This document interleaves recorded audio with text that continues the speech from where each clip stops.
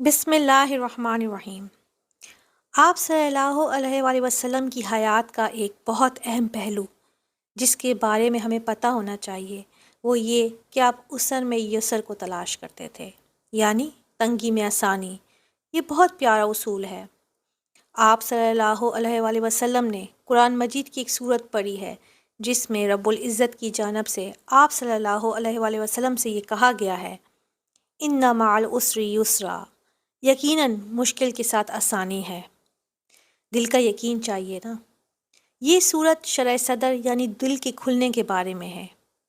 ہر وقت اگر آپ دیکھیں تو آپ کی زندگی میں آپ کا دل ہر چیز سے بند ہے، کہیں کہیں کھلتا ہے۔ کیوں؟ کیونکہ آپ نے یہ بات نہیں سمجھی، ان مع العسر یسرا، یقیناً مشکل کے ساتھ آسانی ہے۔ چلیے نبی کریم صلی اللہ علیہ وآلہ وسلم کی حیات میں دیکھتے ہیں۔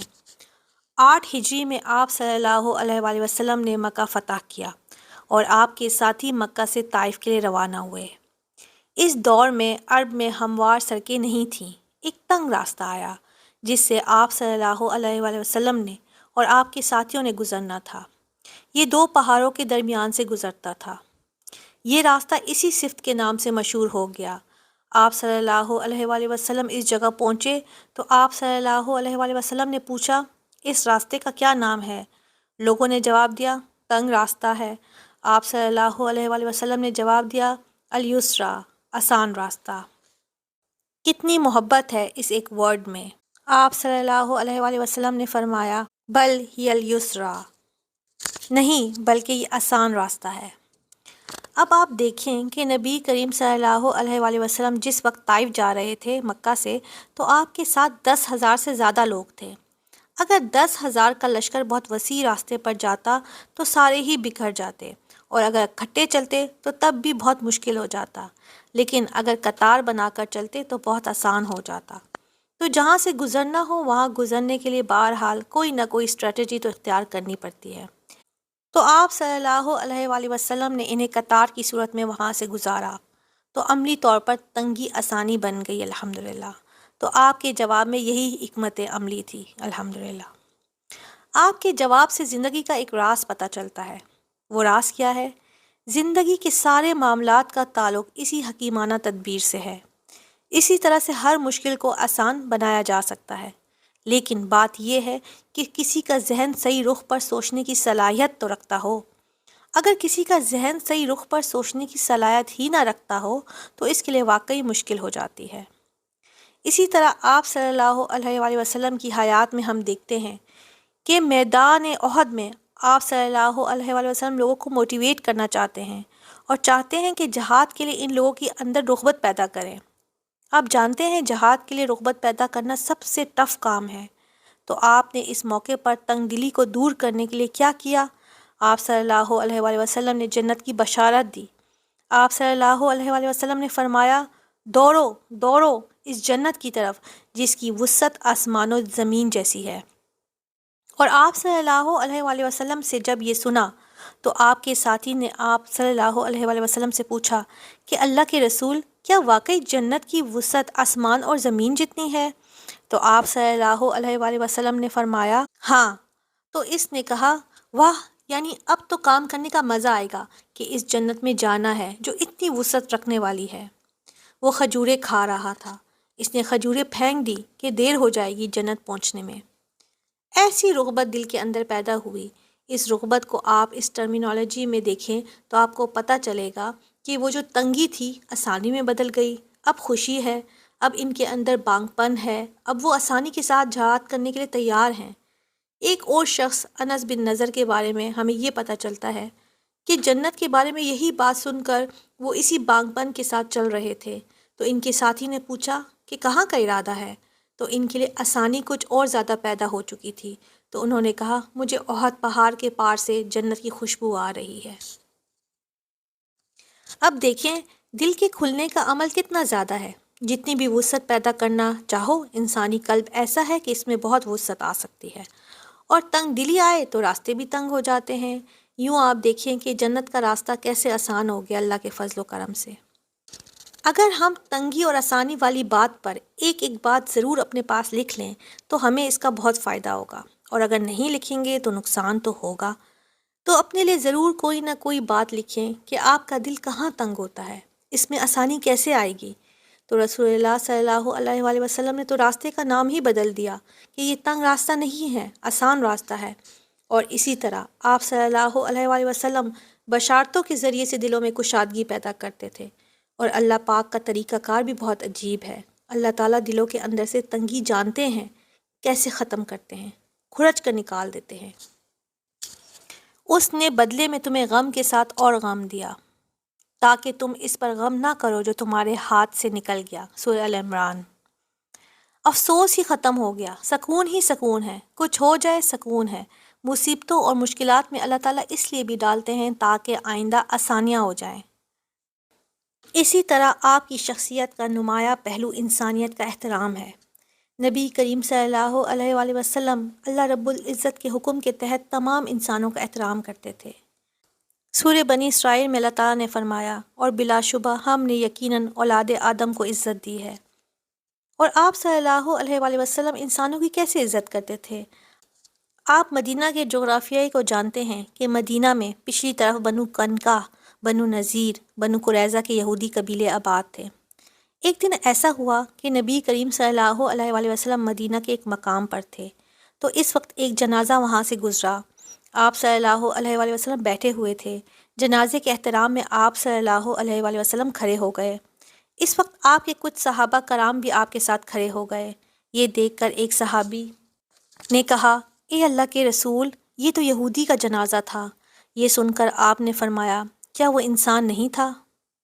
یہ کتنا بڑا کوشچن مارک ہے جس میں ساری دنیا کے انسانوں کے لیے پیغام ہے کہ تعصب سے اونچا اٹھ کر دیکھیں۔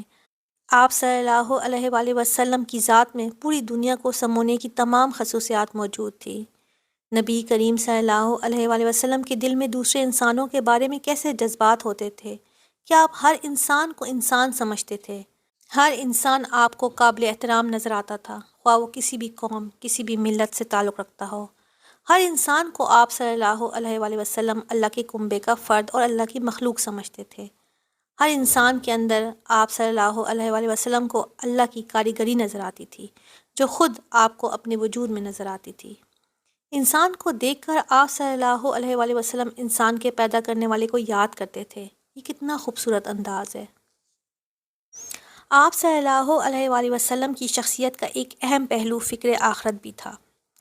آپ صلی اللہ علیہ وآلہ وسلم لوگوں کو بھی قیامت کی پکڑ سے ڈراتے تھے، اور خود اپنی صورتحال یہ تھی کہ ایک واقعہ میں آپ کے سامنے رکھتی ہوں کہ آپ صلی اللہ علیہ وآلہ وسلم اپنی ایک زوجہ محترمہ کے گھر پر تھے، اور آپ کے یہاں ایک خادمہ آئی۔ آپ صلی اللہ علیہ وآلہ وسلم نے کسی ضرورت کے تحت اسے کام کے لیے بھیجا۔ اس نے آنے میں دیر کی تو پتہ چلا کہ وہ راستے میں بچوں کا کھیل دیکھنے لگ گئی تھی۔ جب وہ تاخیر کے ساتھ آئی تو آپ صلی اللہ علیہ وآلہ وسلم کے چہرے پر غصے کے آثار ظاہر ہو گئے۔ اس وقت آپ صلی اللہ علیہ وآلہ وسلم کے ہاتھ میں ایک مسواک تھی۔ آپ نے فرمایا کہ اگر قیامت میں بدلے کے دن کا ڈر نہ ہوتا تو میں تمہیں اس مسواک سے مارتا، یعنی پھر بھی بڑی مار نہیں تھی، لیکن مجھے بدلے کا ڈر ہے، اس لیے میں مسواک سے بھی نہیں مار سکتا۔ تو آپ صلی اللہ علیہ وآلہ وسلم دوسروں کو اس طرح سے قیامت سے ڈراتے تھے اور خود بھی خوف محسوس کرتے تھے۔ الحمدللہ۔ اسی طرح سے آپ صلی اللہ علیہ وآلہ وسلم کی حیات میں ایک بہت اہم خصوصیت رازداری کی بھی ہے۔ کیا آپ کو اچھا لگتا ہے کہ آپ کے ساتھ کوئی اپنا سیکرٹ شیئر کرے؟ دوستی اسی سے ہوتی ہے جو سیکرٹ شیئر کرتے ہیں۔ آپ کسی بچے سے بھی کہیں گے نا، میرا اور آپ کا ایک سیکرٹ ہے، آپ کی اس سے دوستی ہو جائے گی، کیونکہ اعتماد کا رشتہ ہے۔ بہرحال رازداری بہت بڑی خوبی ہے۔ نبی کریم صلی اللہ علیہ وآلہ وسلم کی حیات میں ہم دیکھتے ہیں، آپ کی سنتوں میں سے ایک اہم سنت ہے، آپ صلی اللہ علیہ وآلہ وسلم ہمیشہ نازک معاملات میں رازداری کا طریقہ اختیار کرتے تھے۔ مثال کے طور پر آپ صلی اللہ علیہ وآلہ وسلم جب کسی غزوے کے لیے نکلتے تو آپ عموماً نہیں بتاتے تھے کہ ہم کس جانب جا رہے ہیں، یعنی اس طرف جا رہے ہوں گے تو اصل میں جانا اس طرف ہوگا، تاکہ لوگ اندازہ لگا کر پہلے سے انفارمیشن لیک نہ کر دیں۔ فتح مکہ کے مہم میں بھی آپ صلی اللہ علیہ وآلہ وسلم نے ایسے ہی کیا۔ مدینہ سے آپ 10,000 ساتھیوں کے ساتھ نکلے، مگر لوگوں کو یہ نہیں بتایا کہ ہم کہاں جا رہے ہیں۔ آپ تصور کر سکتے ہیں کہ قریبی ساتھی تھے لیکن سیکرٹ شیئر نہیں کیا کہ ہم کہاں جا رہے ہیں۔ صحابہ کہتے ہیں کہ ہم چلتے ہوئے اس مقام پر پہنچے جہاں سے راستہ سیدھا مکہ جاتا تھا۔ اس وقت ہمیں پتہ چلا کہ یہ سفر مکہ کی طرف ہے، یعنی بالکل آخر میں پہنچ کر پتہ چلا۔ اس وقت تک نہیں پتہ تھا کہ کہاں جانا ہے۔ رازداری بے حد اہمیت کی حامل ہے، خاص طور پر نازک معاملات میں، اور اکثر اوقات کامیابی کا انحصار بھی رازداری پر ہوتا ہے کہ فریق ثانی پیشگی آپ کے منصوبے سے واقف نہ ہو، تب آپ کامیاب ہو سکتے ہیں۔ یہ معاملہ ہر ایک کے معاملے میں نہیں ہے، لیکن اجتماعی معاملات میں ایسے ہی ہوتا ہے۔ نبی کریم صلی اللہ علیہ وآلہ وسلم نے اس کو اپنی پوری حیات میں اختیار کیا۔ جب مکہ فتح ہوا تو آپ صلی اللہ علیہ وآلہ وسلم نے تیاری کا حکم دیا تھا۔ آپ سیدنا ابو بکر صدیق رضی اللہ تعالیٰ عنہ کی صاحبزادی سیدہ عائشہ رضی اللہ تعالیٰ عنہ کے گھر میں آئے، جو آپ کی زوجہ مطہرہ تھیں۔ سیدنا ابو بکر صدیق رضی اللہ تعالیٰ عنہ سیدہ عائشہ کے گھر میں آئے اور ان سے پوچھنے لگے کہ یہ تیاری کہاں کے سفر کے لیے ہے؟ اپنی بیٹی سے پوچھ رہے ہیں ہم نے کہاں جانا ہے، ہم کیوں تیار ہو رہے ہیں؟ سیدہ عائشہ رضی اللہ تعالیٰ عنہا نے جواب دیا، واللہ، اللہ کی قسم میں نہیں جانتی، مجھے پتہ نہیں کہ کہاں جانا ہے۔ تو مسلمان سارے تیاری کر رہے ہیں، رسول اللہ صلی اللہ علیہ وآلہ وسلم کے گھر میں بھی تیاری ہو رہی ہے، اور رسول اللہ صلی اللہ علیہ وآلہ وسلم کے گھر میں ان کے سسر آتے ہیں جو آپ صلی اللہ علیہ وآلہ وسلم کے قریبی ساتھی ہیں۔ اپنی بیٹی سے پوچھتے ہیں کہاں کا ارادہ ہے، اور بیٹی کہتی ہے مجھے نہیں معلوم۔ اس کا مطلب یہ ہے کہ سیدہ عائشہ رضی اللہ تعالیٰ عنہ نے سیکرٹ شیئر نہیں کیا۔ ممکن ہے کہ سیدہ عائشہ رضی اللہ تعالیٰ عنہ کو بھی پتہ نہ ہو، کیونکہ نبی کریم صلی اللہ علیہ وآلہ وسلم نے اس پر اتنی زیادہ رازداری برتی تھی۔ تو ہمیں سوچنا چاہیے کہ ہم راز کو راز رکھنے دیتے ہیں۔ ہم کہتے ہیں اچھا میں امی کو بتا دوں، ابا کو بتا دوں، بہن کو بتا دیتی ہوں، چلو فرینڈ کو ہی بتا دیتی ہوں۔ تو ہمیں اپنی کیفیت کا ضرور اندازہ لگانا چاہیے۔ کچھ لوگ ہوتے ہیں جو کہتے ہیں کہ ہمیں اپنا آپ بہت بوجھل محسوس ہوتا ہے، جب تک راز ہمارے پاس رہے گا تو کیسے گزارا چلے گا؟ جب تک وہ کسی کو بتا نہیں دیتے ٹھنڈ نہیں پڑتی، فوراً کسی کا بھی راز کسی دوسرے کو جا کر بتا دیتے ہیں۔ اب سوال یہ ہے کہ اگر کوئی کسی معاملے میں سوال پوچھے اور ہم کہیں کہ ہمیں پتہ نہیں ہے، جبکہ ہمیں پتہ ہو، تو کیا یہ جھوٹ نہیں ہوگا؟ دیکھیں جھوٹ تو ہوگا، لیکن آپ کہہ سکتے ہیں کہ میرا علم اس بارے میں اتنا بہتر نہیں ہے، شاید دوسرے لوگ بہتر جانتے ہیں، کچھ اور لوگوں سے پوچھ لیجئے۔ یعنی آپ حکمت کے ساتھ ہی کسی کو کہیں گے، اور اس میں یہ اظہار نہیں ہونا چاہیے کہ مجھے تو پتہ ہے لیکن میں بتا نہیں سکتی۔ جب آپ ایسا کہیں گے تو آپ پر پریشر بڑھ جائے گا کہ ضرور بتائیں، ضرور بتائیں۔ اور اگر آپ کی شخصیت اتنی مضبوط نہیں ہے تو ظاہر ہے آپ ریزسٹ نہیں کر سکتے، لیکن انسان کو اتنا مستحکم ہونا چاہیے کہ دوسرا افراد آپ سے کچھ بھی اگلوا نہ سکے۔ الحمدللہ۔